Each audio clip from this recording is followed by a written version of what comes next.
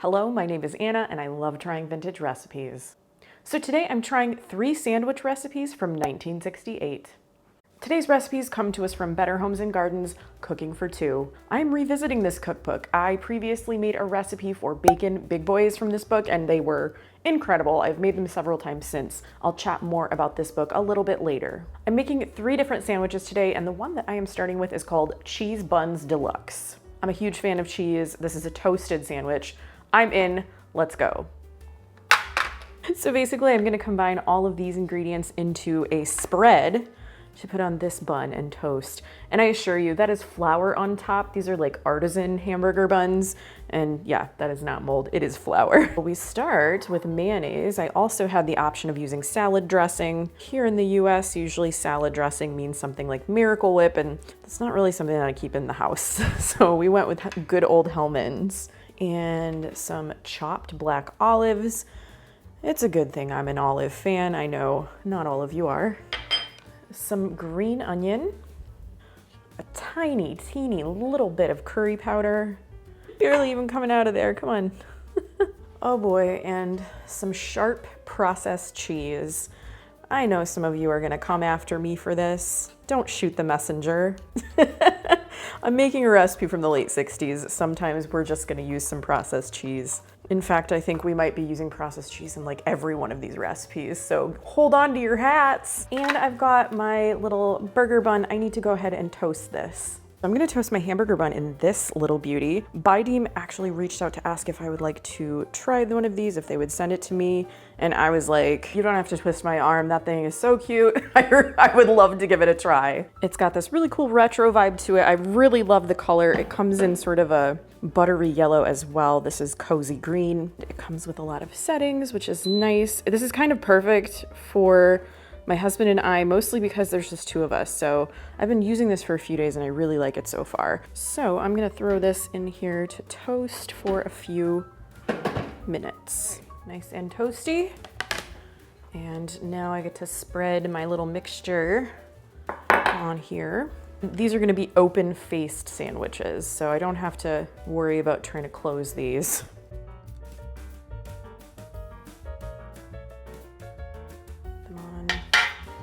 My little tray here. That toastiness actually gave them some body, so they're very easy, not very squishy to move around, but we're taking these back to the toaster oven to broil for a few minutes. Yes, this does indeed have a broil mode, which is fantastic.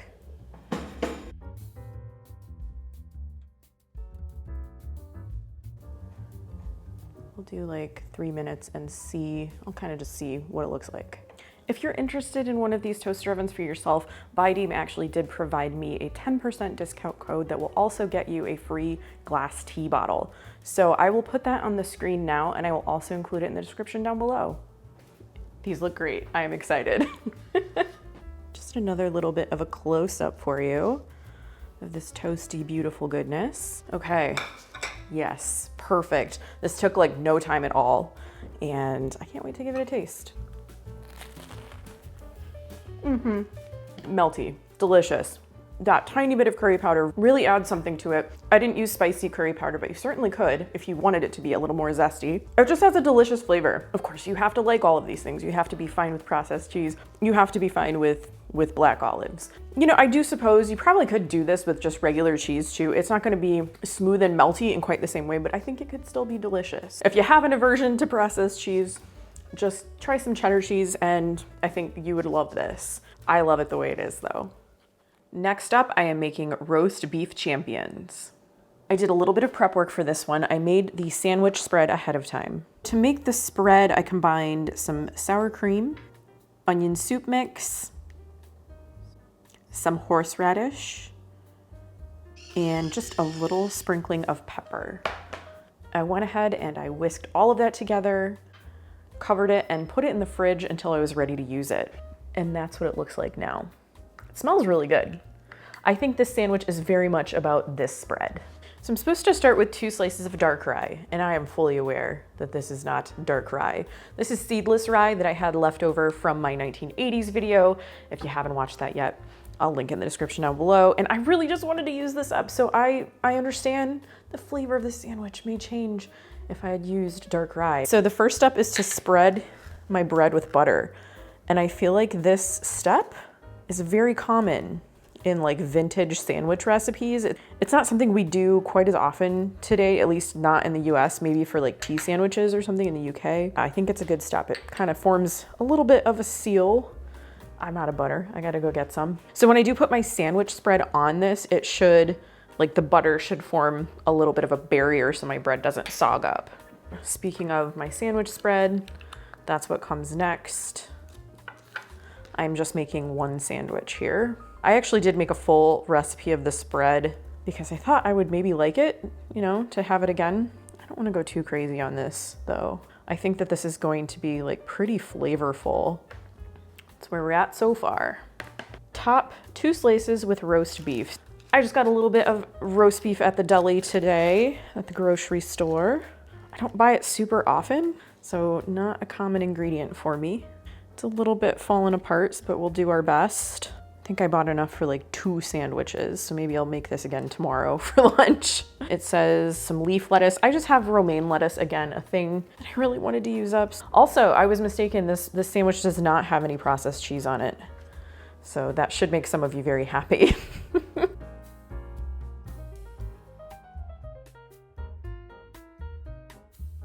All right, here is my sandwich.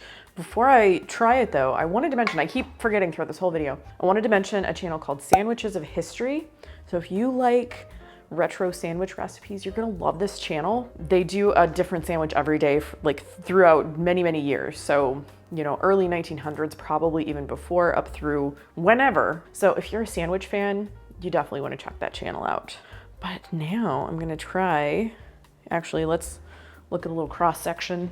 I'm gonna try my roast beef champion to see if it truly is a champion.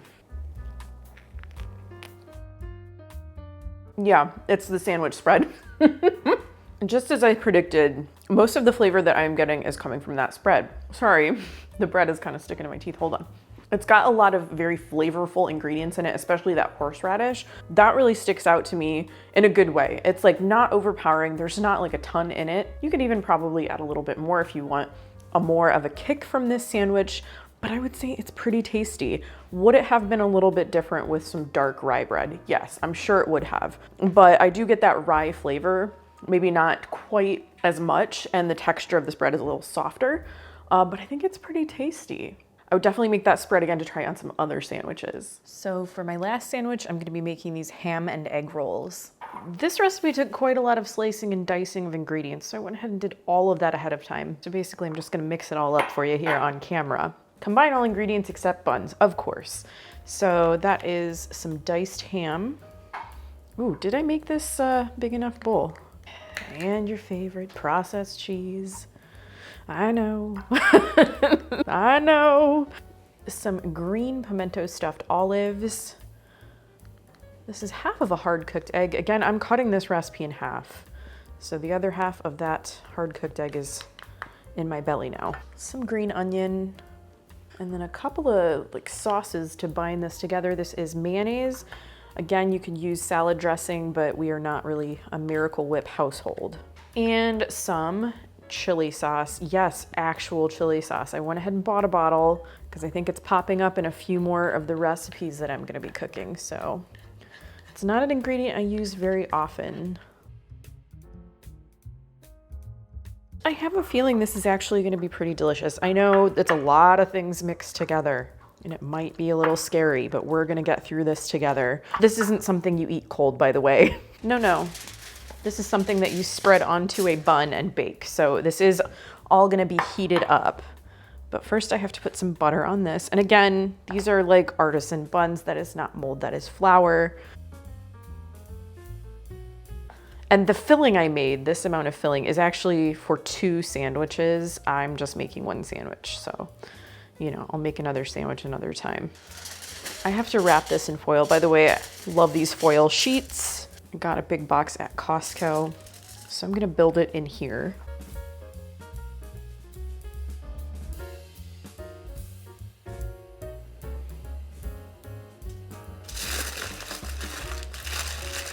So now I'm gonna bake this in my toaster oven at 400 degrees for about 15 minutes.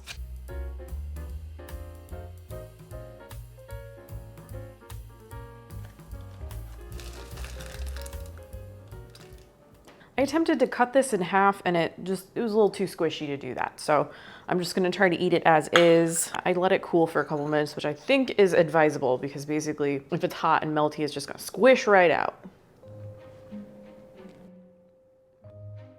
It's pretty good actually.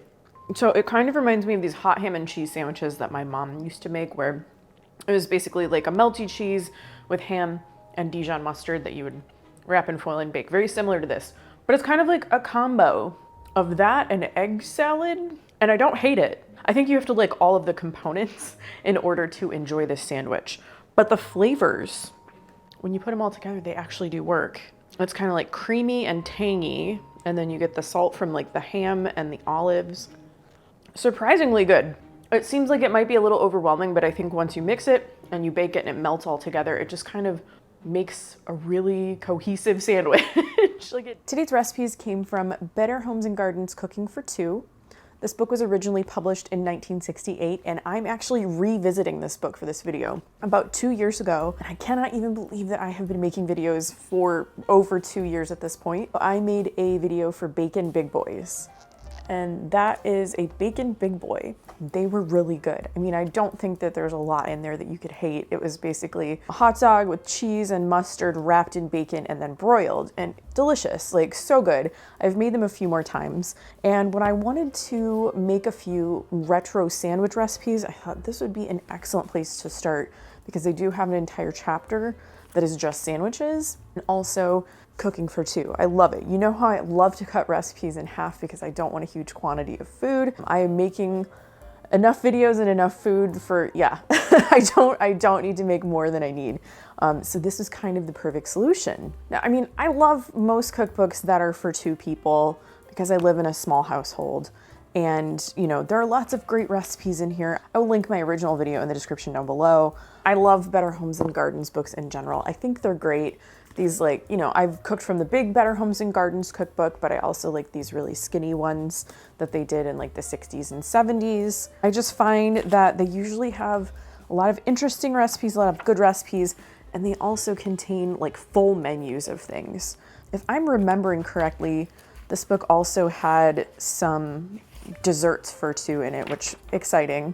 I feel like that almost never happens. You have to make like a huge amount of cookies or a whole pie or whatever. Yeah, so dessert on call, peanut butter brownies, coconut ice cream, nectarine sherbet, lots of different things. Also, I mean, just look at the back. The front of these Better Homes and Gardens books are phenomenal, and then like the back's also really great.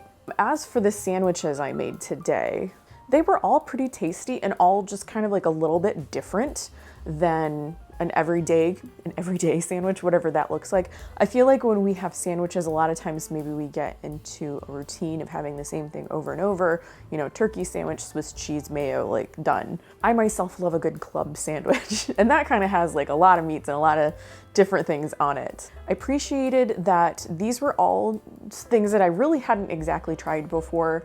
I'm trying to think if I have a favorite. They all tasted good to me. They were all pretty tasty. The cheese buns deluxe, I mean, it had cheese and olives, and I love both of those things, but it doesn't necessarily win over any of the others. I think they were all tasty. And I think they were all pretty easy to put together.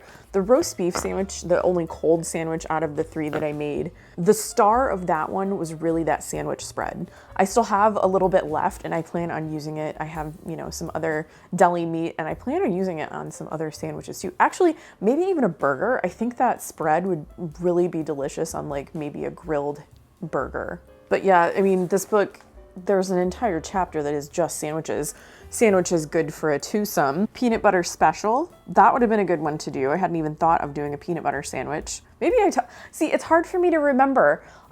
What did I talk about in my last video? I didn't necessarily watch it before filming this. And I'm finding that, you know, I do have a lot of new faces, a lot of new viewers that are seeing my channel for the first time, and they're watching some of my old videos and commenting on them. And I'm like, I don't even know what I said. So sometimes I do have to go back and rewatch a little bit and you know, in order to acknowledge or respond to their comment. Just this, like, I have no idea. I have almost 200 videos. I never thought I would get to this point, but here we are. Avocado open facers, there's a photo of that. The only thing I'm regretful about is that I didn't choose sandwiches that had photos with them.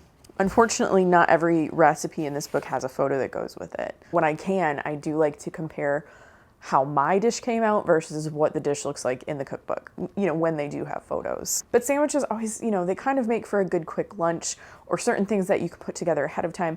I think like the sandwich filling for the cheese buns or for the ham and egg rolls, you can kind of make that in advance and then bake off the sandwiches later in the day, or just bake them one at a time if you're not ready to make all of them all at once. So great experience. Really, I had a lot of fun with this one. Also, if you're interested in checking out or purchasing the toaster oven from Bideen that I used in this video, I'll include a link in the description down below, and you can use this code for 10% off plus a free glass tea bottle. If you love cookbooks and recipes from the 1960s like I do, I have an entire playlist and I will link it in the description down below.